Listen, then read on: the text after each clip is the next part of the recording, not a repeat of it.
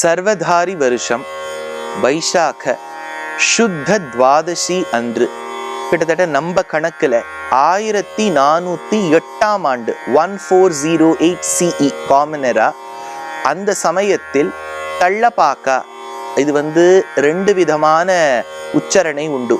தள்ளபாக்க, தாளப்பக்க, இப்படி வேணாலும் வச்சுக்கலாம். அது தெலுங்கு பாஷை பேசக்கூடியவர்களுக்கு இருக்கக்கூடிய உச்சாரணமே அது ஒரு தனி அழகு. சுந்தர தெலுங்கினில் பாட்டிசைத்துனர் பாரதியார். அப்பேற்பட்ட கிராமத்தில் லக்கமாம்பாவுக்கும் அவளுடைய வீட்டுக்காரருக்கும் அவதரித்த ஒரு பெரிய மகான் அன்னமையர் சுவாமி. அன்னவரம்ங்கிற க்ஷேத்திரம் நீங்க கேள்விப்பட்டிருப்பீர்கள். அங்க சத்யநாராயணனாக சேவை சாதிக்கின்றார். அந்த அன்னமாய் இருப்பது சுவாமி ஸ்ரீமன் நாராயணனே. அந்த அன்னமயராக பிறந்தது அந்த கட்கமான நந்தகம். அந்த குழந்தை பிறந்தது. என்ன ஒரு சந்தோஷம், என்ன ஒரு குதூகலம். என்ன இருந்தாலும் ஒவ்வொரு தாய்க்கும் அந்த குழந்தையை ஈன்றெடுக்கும் போது ஒரு சந்தோஷம் வர இல்லையா? இதை வள்ளுவர் ரொம்ப அழகா சொல்ற. தாய்க்கு ஒரு குழந்தையை ஈன்றெடுக்கும் போது ஒரு சந்தோஷம் வருமாம். அதை நம்ம மேத்தமேட்டிக்கலா அல்ஜீப்ரான்னு ஒரு கணக்கு உங்க குழந்தைகள்லாம் வீட்டுல படிப்பா, அவளை கேளுங்க.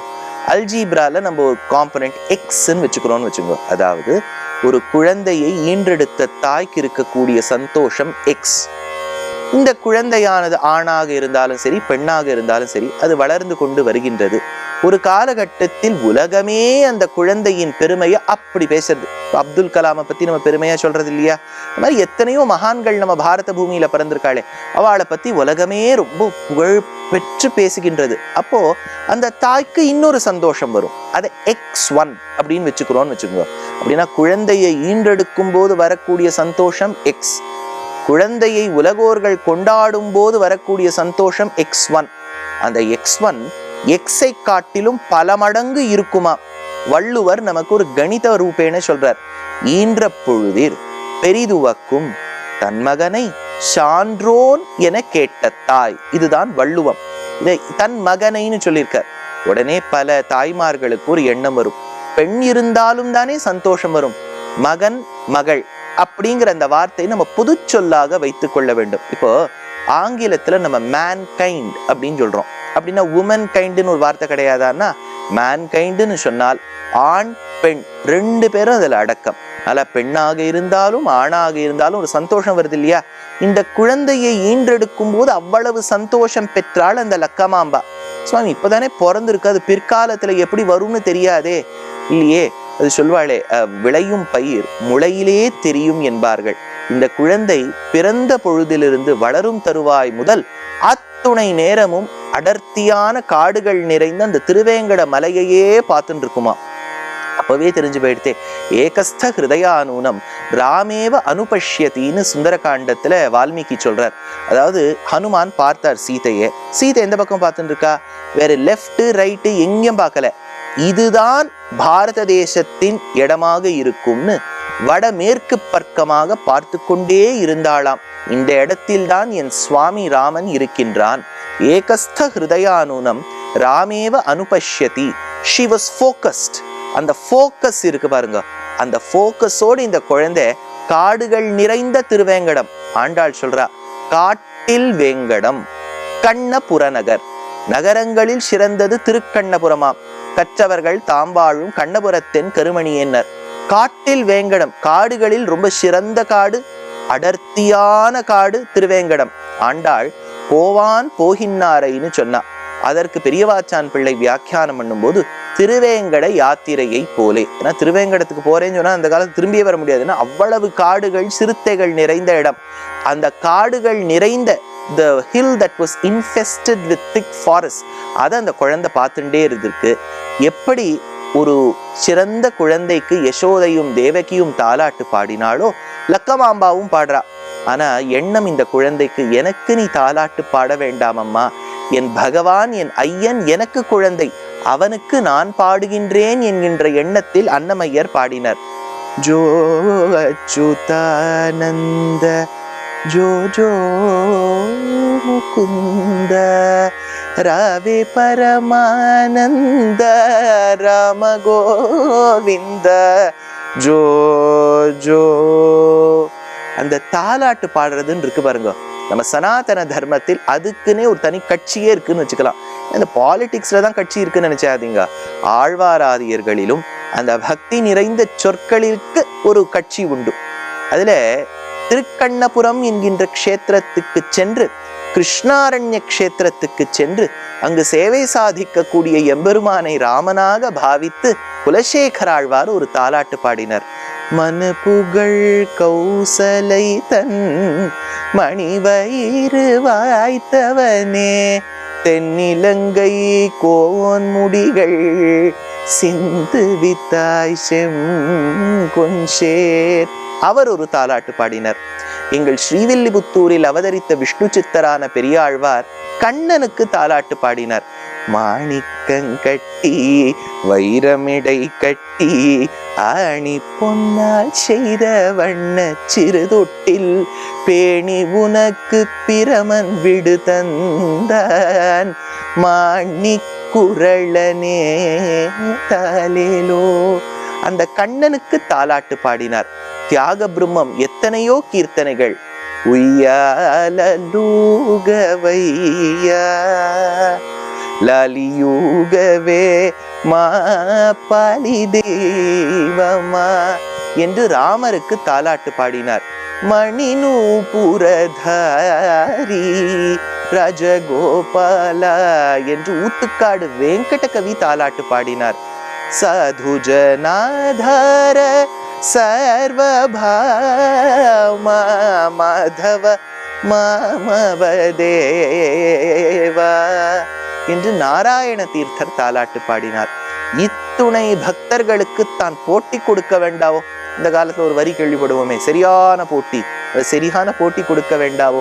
அதற்காக இருந்த அந்த அன்னமையர் ஜோ அச்சுதானந்தா என்று பகவானுக்கு தாலாட்டு பாடினார். ராவே வாராய் என் குழந்தாய் என்று பகவானை நினைத்து பாடினார். அன்னமையர் அதாவது யௌவன பருவத்தை அடைந்தார். திருத்தந்தையார் தாயார் அவரை கைப்பிடித்து கொண்டு நேரே மலை ஏறி திருவேங்கடமுடையானை சேவிக்க வேண்டும் என்பதற்காக சென்றனர். அத பெருமாளை பார்த்தார். சாக்ஷாத்து அந்த பெருமாள் அன்னமையருடைய கண்களுக்கு, நம்ம கண்களுக்கு திருவேங்கடமுடையானாதான் காட்சி கொடுக்கிறார்.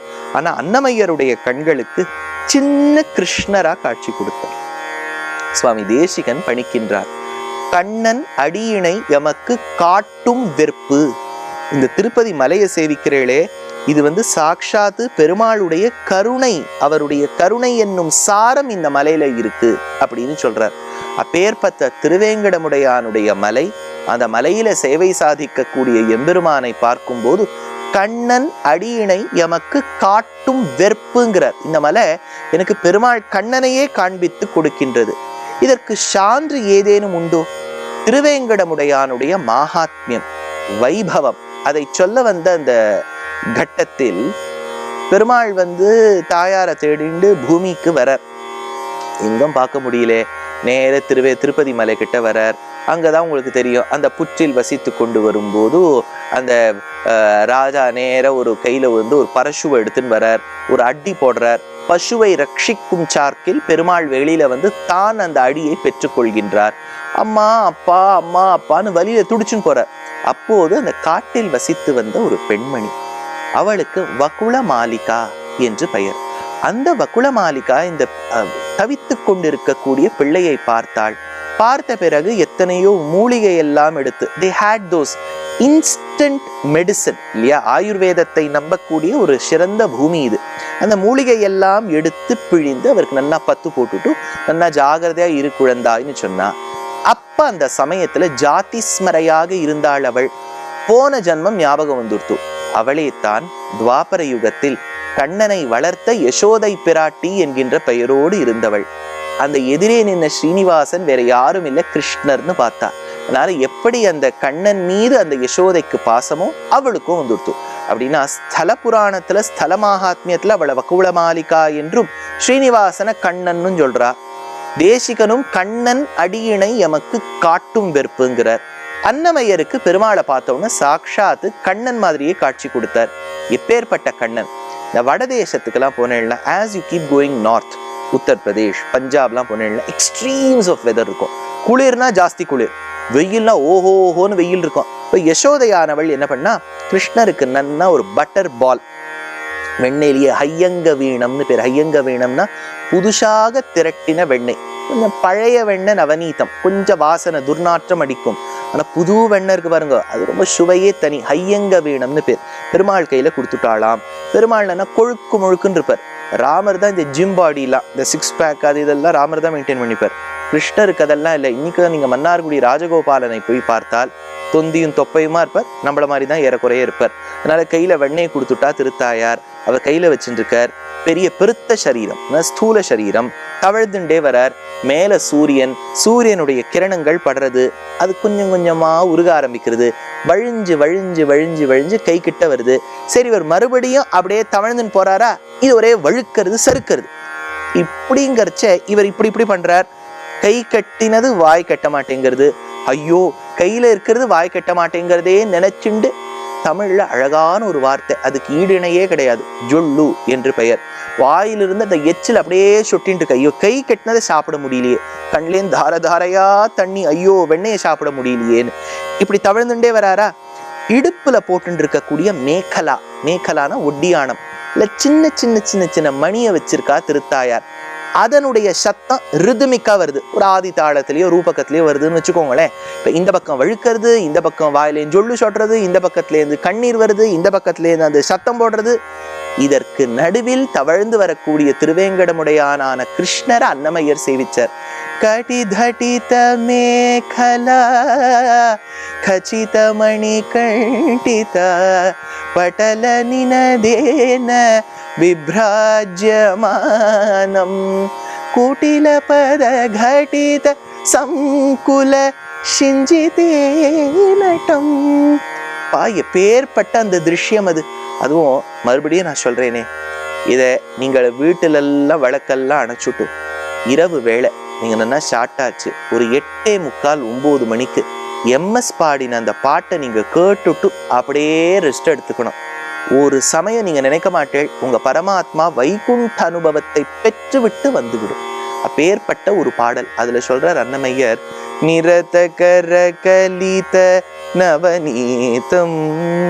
இவர் எப்படி வெண்ணெய் சாப்பிட்றாருங்கிறத பார்க்கறது தேவர்கள்லாம் கூடியிருக்காளாம் திருப்பதி மலைக்கு மீது. இந்த பாடலை பத்தி எவ்வளவு வேணாலும் சொல்லிட்டு வரலாம். இது ஒருத்தர் பாடணும், நம்ம கேட்கணும், ரசிக்கணும், பிரம்மானுபவம் நமக்கு வர வேண்டும். திம்மக்கா அக்களம்மா 2 பெண்கள், அதாவது அன்னமய்யருடைய மாமாவின் பெண்கள் 2. அவ 2 பேருக்குமே அன்னமய்யர் மீது அப்படி ஒரு காதல். சிறு வயது முதல் அன்னமய்யர் தான் தங்களுடைய கணவராக வர வேண்டும் என்கின்ற ஒரு பாவனையில் இருந்தவர்கள். இருவரும் சொல்லிட்டா, they proposed to அன்னமய்யா, கல்யாணம் பண்ணிக்கலாமே. அன்னமய்யருக்கு இதுல ஈடுபாடே இல்லை. இல்லை இல்லை இல்லைன்னு மறுத்துன்னு வந்தார். இந்த பெண்கள் கிட்டேருந்து எப்படியா தப்பிக்க வேண்டாவோ, நேரே சென்று விட்டார் திருமலை திருப்பதிக்கு. அந்த திருமலை திருப்பதிக்கு செல்லும் தருவாயில் அங்கே இருக்கக்கூடிய தாயார், அதாவது அலர்மேல் மங்கை தாயார் ஒரு வயோதிக ஸ்திரீ ரூபத்தில் வந்து சொன்னாளாம், கிரகஸ்தாசிரம தர்மத்தை நீ பரிபாலனம் செய்ய வேண்டும் அன்னமய்யா. நீ என்ன பக்தி செலுத்தினாலும் உன் குடும்பம் விருத்தி அடைய வேண்டும் என்றால் நீ நன்றாக திருமணம் செய்து கொள்ள வேண்டும் என்று சொல்ல, இது தாயாரே சொன்ன வார்த்தையாக பாவித்து அவர் திருமலையிலிருந்து திரும்பினார். வீட்டுக்கு திரும்பும் தருவாயில் பக்கத்திலேயே இருக்கே திருப்பதிக்கு சேவிச்சாச்சு. திருப்பதியில் இருக்கக்கூடிய பெருமாளும் தன் விவாகத்தில், தன் திருமணத்தில் தன்னுடைய குலதெய்வத்தை ஆராதனம் செய்தார். சுவாமி சட்டுன்னு புரியலையே நீங்க சொல்றது. இங்க நிறைய பேருக்கு குலதெய்வம் வந்து திருப்பதி பெருமாள்னு சொல்றோம். திருப்பதி பெருமாளுக்கு ஒரு குலதெய்வம் உண்டா? ஆம் உண்டு. அதுதான் சிங்கவேள் குன்றம் என்று சொல்லக்கூடிய அகோபில க்ஷேத்திரத்துல இருக்கக்கூடிய நிருசிம்ஹன். ஜுவாலா, அகோபில, மாலோல, குரோடா, காரஞ்ச பார்கவ, யோகானந்த, சத்ரவட, பவனோ நவமூர்த்தையா என்று நவமூர்த்திகளாக 9 நிருசிம்ஹர்களாக சேவை சாதிக்கக்கூடிய க்ஷேத்திரம் சிங்கவேள் குன்றம்னு சொல்லக்கூடிய அகோபிலம். அகோபில அகோபலம்னு சொல்லுவா. அப்பேற்பட்ட ஒரு செங்கனாள் இட்டிரஞ்சும் சிங்கவேள் குன்னுடைய எங்களீசன் எம்பிரானை இருந்தமிழ் நூல் புலவன் என்று பிரபந்தத்தில் சொல்லுவதுண்டு.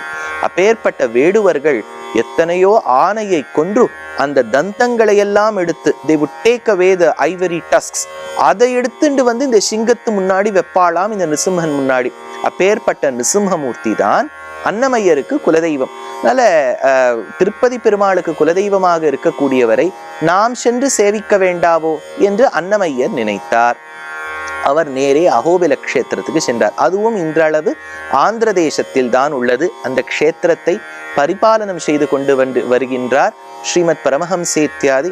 இப்போது 46ஆம் பட்டம் ஸ்ரீமத் அழகி சிங்கர். அப்பேற்பட்ட அகோபில மட்டத்தின் ஆதீனத்தில் உள்ளது இந்த ஆச்சரியமான திவ்ய கஷேத்திரம். இந்த திவ்ய கஷேத்திரத்துக்கு சென்றார். அது காட்டுல தானே சிங்கம் இருக்கும். காட்டின் வழியாக ஒவ்வொரு சிங்கமாக ஒரு நிருசிம்மனாக சேவித்து கொண்டு வரும் தருவாயில் அகோபில மட்டத்தின் முதல் பீட்டாதிபதி ஆதிவன் ஷடகோப யதீந்திர மகாதேசிகன் என்று பெயர். அவர்தான் இந்த மட்டத்துக்கே முதல் ஸ்தாபகராக பீட்டாதிபதியாக இருந்தார். அந்த சுவாமியை சந்தித்து தண்டம் சமர்ப்பித்து, அதாவது அவர் திருவடி வாரத்தில் தான் ஆசி வழங்க கூறி அவர்கிட்ட சுவாமி எனக்கு நீங்கள் ஆசீர்வாதம் செய்ய வேண்டும் என்று சொல்ல, அப்போது இருந்த சுவாமி என்ன சொன்னாராம், உமக்கு ஸ்ரீ வைஷ்ணவத்துவம் கூட வேண்டும், ஆதலால் சங்க சக்கர லாஞ்சனம், அதாவது பஞ்சசம்ஸ்காரம் நீ செய்து கொள்ள வேண்டும் என்று சொல்ல, அவரும் சமாஸ்ரயணம் என்கின்ற பஞ்சசம்ஸ்காரமும் செய்து கொண்டு பரண்யாசம் பிரபத்தி அதுவும் அந்த சுவாமியின் மாத்தியமேன திவ்ய தம்பதிகளிடத்தில் செய்து முக்தி நிஷ்டையாக அவர் வாழ்ந்தார். மறுபடியும் தன் கிராமத்துக்கு திரும்பினார். கிராமத்துக்கு திரும்பின உடனே 2 பேரோடும் விவாகம் ஏற்பட்டது. எந்த ஒரு சண்டை சச்சரவும் இல்லை. இவர் இப்பேற்பட்ட தெலுங்கு பாஷையில் சுந்தர தெலுங்கில் வைதுஷ்ய பூர்த்தி படைத்தவராக இருக்கின்றார். நல்ல நல்ல கீர்த்தனைகள் பாடுறார். யாரும் முன்னாடி கேட்டிராத கீர்த்தனைகள், யாரும் முன்னாடி கேட்டிராத சாகித்யம். அப்பேற்பட்ட சாகித்யானுபவம் கூடியிருக்கும் போது அந்த ஊரில் வாழ்ந்த ஒரு ராஜா சலுவ நிருசிம்மன் என்று பெயர். சலுவ நிருசிம்மன் அழைத்தான். அப்பா வாப்பா அன்னமையா. சரி, தர்பாருக்கு சென்றார். ஏன்னா திருவுடைய மன்னரை காணில் திருமாலை கண்டேனே என்னும் கருவுடைய கோவில்கள் எல்லாம் கடல்வண்ணன் கோவிலே வென்னும்னு ஆழ்வார் எடுக்கிறார். நல்ல ஒரு ஸ்ரத்தையோடு பிரஜையை நல்ல விதத்தில் செலுத்த வேண்டும் என்கின்ற ஒரு ராஜாவை பார்த்தால் சாக்ஷாத்து பெருமாளை பார்த்ததற்கு சமமா அப்படி ஒரு ராஜா இருந்தா. அதனால திருவுடைய மன்னரை காணில் திருமாலை கண்டேனே என்னும் சொல்லியிருக்காளே, ஆழ்வாரே சொல்லியிருக்கார். நம்மளோ வைஷ்ணவ சம்பிரதாயத்தை பின்பற்றி வருகின்றோம், ஆழ்வாரின் வார்த்தைக்கு மதிப்பு கொடுக்க வேண்டாவோ என்று நினைத்து அன்னமையரும் அவருடைய தர்பாருக்கு சென்றார். சலுவ நிருசிம்மா சொன்னார், இவ்வளவு அழகா பாடுறியப்பா, என்ன அழகான மொழி தெலுங்கு, அதுல என்ன அழகா பாடுறேன், என்னை பத்தி கொஞ்சம் பாடிவிடேன்னு. அப்பதான் இடிச்சது அன்னமையருக்கு. சுவாமி, அதாவது சொன்னால் விரோதம் இது, ஆகிலும் சொல்லுவன் கண்மினோ, என் நாவினின் கவி நான் ஒருவர்க்கும் கொடுக்கிலேன்னு ஆழ்வார். சொன்னா விரோதம், யாராவது என்ன இப்படி பேர்பட்டவன் அப்பேற்பட்டவன் அகங்காரத்தோடு கூடியவன் திமிரோடு கூடியவன் சொல்லுவா, ஆனாலும் நான் சத்தியத்தை சொல்றேன்னு ஆழ்வார். என்ன சத்தியம்னா, என் நாவில் வரக்கூடிய கவிதையானது சாகித்யமானது திருவேங்கடமுடையான் ஒருவனையே பாடும், வேற யாரையும் பாடாதுன்னர். இந்த கோபம் வந்தது ராஜாவுக்கு. சிறைச்சாலையில போடுனர். அன்னமையரை சிறைச்சாலையில போட்டாச்சு. அப்போது கனவில் பிரத்யக்ஷமான யாரு, அகோபில நிருசிம்மன் சொன்னானாம், பார்த்து விடு நிருசிம்ஹா, நீ பேருக்குதான் நிருசிம்மன், நான் ஸ்வபாவத்திலும் நரசிம்மன், ஆகண்டமாதி புருஷம் கண்டீரவம் உபரி குண்டி தாராத்திம், உனக்கு நல்ல கதி கிடைக்க வேண்டும் என்றால் அன்னமையனை உடனே விடுதலை செய் என்று சொல்ல, உடனே ராஜாவும் பயந்து கொண்டு அன்னமையரிடம் க்ஷமாபணம் கேட்க, சுவாமி நான் உங்களிடத்தில் அபச்சாரம் செய்து விட்டேன், நான் என் மேல ஒரு கவிதைன்னு கேட்டிருக்க கூடாது, இப்பதான் தெரியுது என் மேல பாடத்துக்கு ஒரு விஷயமும் இல்லை, உங்களை நான் விடுவிச்சுட்டேன்னர். அப்போது வெளியிலே வந்த அந்த அன்னமையர் என்ன பண்ணார், சமுதாயத்துக்காக பல திணிச்சில் தான் உதவி செய்தார், உழைத்தார். இவர் ராமானுஜ சம்பிரதாயத்தில் வந்தவர் அல்லவோ.